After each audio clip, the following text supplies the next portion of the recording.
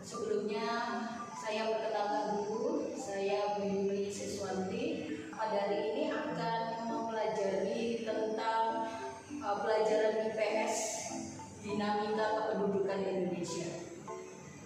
Anak-anak, sebelumnya kita akan melihat dulu kompetensi dasar dan tujuan pembelajaran dari pelajaran Dinamika Kependudukan di Indonesia.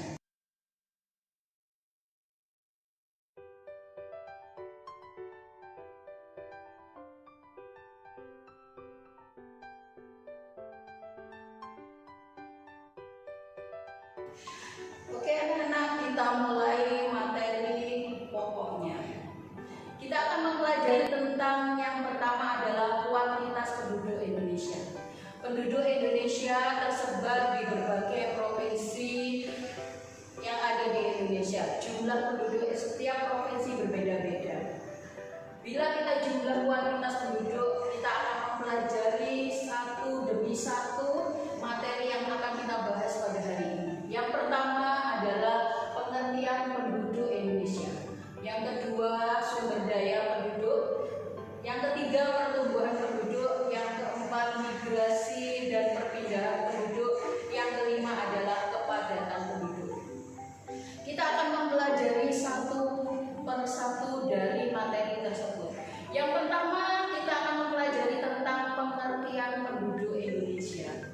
Penduduk Indonesia itu apa sih anak-anak? Kalian pasti pernah mendengar dari mulai SD ya sampai SMP ini penduduk Indonesia. Penduduk apa sih itu penduduk? Penduduk Indonesia itu adalah mereka yang tinggal di Indonesia pada saat dilakukan sensus dalam kurun waktu minimal 6 bulan. Sumber data penduduk itu biasanya didapatkan dari sensus penduduk, survei penduduk, dan registrasi penduduk. Pertumbuhan penduduk Indonesia. Sekarang kita membahas tentang pertumbuhan penduduk Indonesia, anak-anak. Pertumbuhan penduduk Indonesia, anak-anak. Pertumbuhan penduduk Indonesia itu adalah bertambahnya jumlah penduduk pada suatu wilayah disebabkan oleh kelahiran, kematian, dan imigrasi. Perubahan jumlah penduduk disebut sebagai dinamika penduduk. Pertumbuhan penduduk dibedakan menjadi pertumbuhan penduduk alami dan pertumbuhan penduduk total. Pertumbuhan penduduk alami, kita mempelajari pertumbuhan penduduk alami dulu anak-anak. Pertumbuhan penduduk alami ini apa sih? Pertumbuhan penduduk alami adalah pertumbuhan yang hanya dihitung dari penduduk yang lahir dikurangi penduduk yang meninggal. Ini ada rumusnya, di situ sudah ada rumusnya ya. Penduduk pertumbuhan penduduk alami ya, di situ ada rumus itu. Yang kedua adalah pertumbuhan penduduk total. Pertumbuhan penduduk total itu apa? Pertumbuhan penduduk total itu hampir sama dengan pertumbuhan penduduk alami. Pertumbuhan penduduk total diperoleh dari pertumbuhan penduduk alami ditambah dengan pertumbuhan penduduk masuk atau yang sering disebut imigrasi dan dikurangi dengan penduduk yang keluar atau emigrasi. Di situ sudah ada rumusnya. Jadi kalian bisa menghitung rumusnya sendiri ya, sudah ada. Oke? Faktor-faktor pertumbuhan penduduk ya, kita mempelajari tentang apa sih yang menyebabkan pertumbuhan penduduk di Indonesia itu sangat tinggi ya. Yang pertama adalah kelahiran atau sering disebut fertilitas. Yang harus kalian ketahui anak-anak bahwa pertumbuhan penduduk di Indonesia, di dunia ya, tidak hanya di Indonesia saja tapi di dunia, itu Indonesia itu masuk dalam kategori pertumbuhan penduduk nomor 4 di dunia. Yang pertama Cina, kedua India, yang ketiga Amerika, dan yang keempat adalah Indonesia. Faktor-faktor pendukung dan penghambat kelahiran. Tadi kita sudah membicarakan tentang kelahiran atau pertumbuhan penduduk dari sisi kelahiran.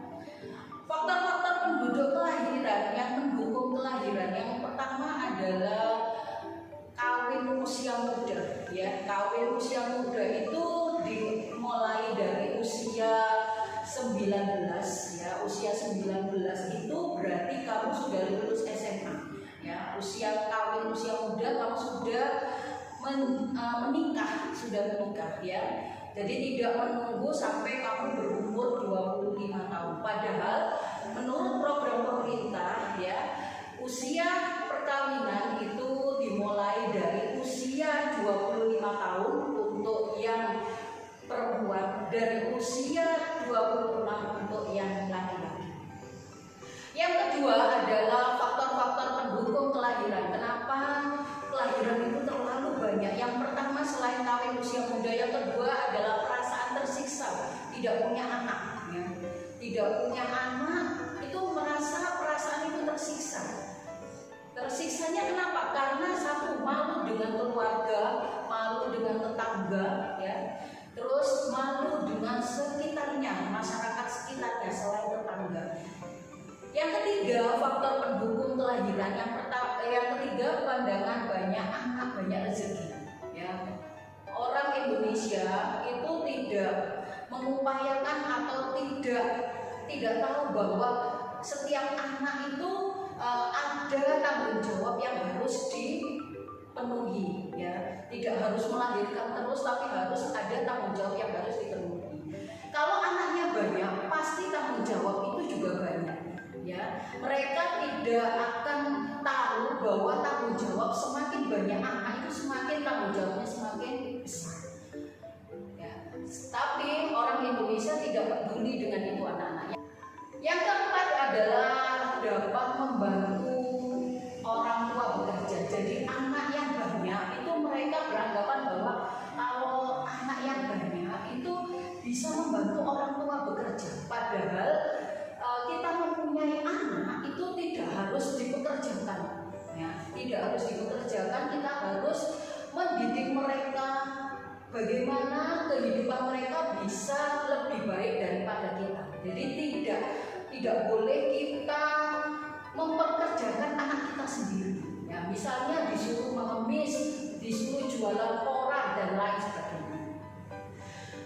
Berikutnya adalah faktor-faktor penghambat kelahiran. Faktor penghambat kelahiran yang pertama adalah kesadaran remaja menangguhkan perkawinan. Nah, itu bisa menangguhkan usia kelahiran, menghambat kelahiran anak-anak ya. Jadi kalau remaja yang sadar bahwa tidak harus menikah di usia muda, mereka menunggu waktunya untuk menikah, tidak harus memaksakan diri untuk menikah ya, sesuai dengan target atau program pemerintah yaitu umur 25. Yang kedua adalah pembatasan tunjangan pegawai negeri. Jadi pegawai negeri ini ada yang namanya tunjangan untuk anak mereka ya. Kalau anak yang lebih dari dua ini tidak dapat tunjangan untuk PNS anak-anak. Pegawai negeri itu PNS ya, pegawai negeri sipil ya.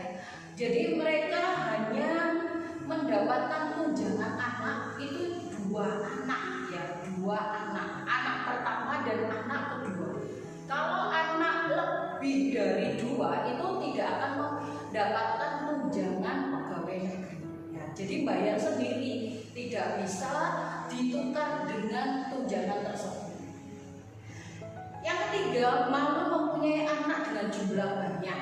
Nah, kalau anaknya banyak, lebih dari 3, ya misalnya 4, 5 dan seterusnya, itu ada perasaan malu. Waduh, anak saya kok banyak sekali. Yang keempat, yaitu bertambahnya jumlah wanita yang bekerja. Jumlah wanita yang bekerja sekarang banyak sekali anak-anak. Misalnya di pom bensin itu ada wanitanya. Ya, tukang becak ada wanitanya ya, dan sebagainya, tukang sapu ada wanitanya. Jadi bertambahnya jumlah wanita yang bekerja ini yang menyebabkan menghambat kelahiran. Oke, selanjutnya kita akan membahas tentang kematian atau sering disebut sebagai mortalitas ya. Mortalitas itu adalah angka yang menunjukkan jumlah kematian penduduk dalam suatu daerah. Kematian ini ada yang disebut angka kematian kasar, ya, angka kematian dasar, angka kematian berdasarkan kelompok umur tertentu, angka kematian berdasarkan bayi. Faktor-faktor bisa menghambat kematian itu pendukungnya yaitu karena peperangan. Yang pertama peperangan, yang kedua karena bencana alam. Bencana alam itu bisa tanah longsor, bisa gunung meletus dan sebagainya. Yang ketiga yaitu fasilitas kesehatan yang tidak memadai, ya. Jadi semua daerah, ya, kalau ke rumah sakit itu pasti di rumah sakit yang terbesar di Jawa Timur misalnya, atau seperti di Dr. Sutomo. Nah, itu adalah rumah sakit terbesar di Asia Tenggara. Ya, jadi semua fasilitasnya itu lengkap. Jadi dari daerah-daerah itu semuanya masuk ke Surabaya dan ikut fasilitas kesehatan. Yang keempat adalah lingkungan yang tidak sehat. Lingkungan yang tidak sehat itu lingkungan yang kotor, ya, lingkungan yang kotor yang tidak sesuai dengan kesehatan kita. Yang keempat adalah keadaan gizi yang rendah. Keadaan gizi yang rendah ini yang menjadi pendukung kematian, ya, jarang makan, diet, ya, karena diet atau karena apapun, mungkin karena keadaan di suatu daerah sehingga tidak ada fasilitas untuk makan sehingga mendapatkan gizi yang rendah.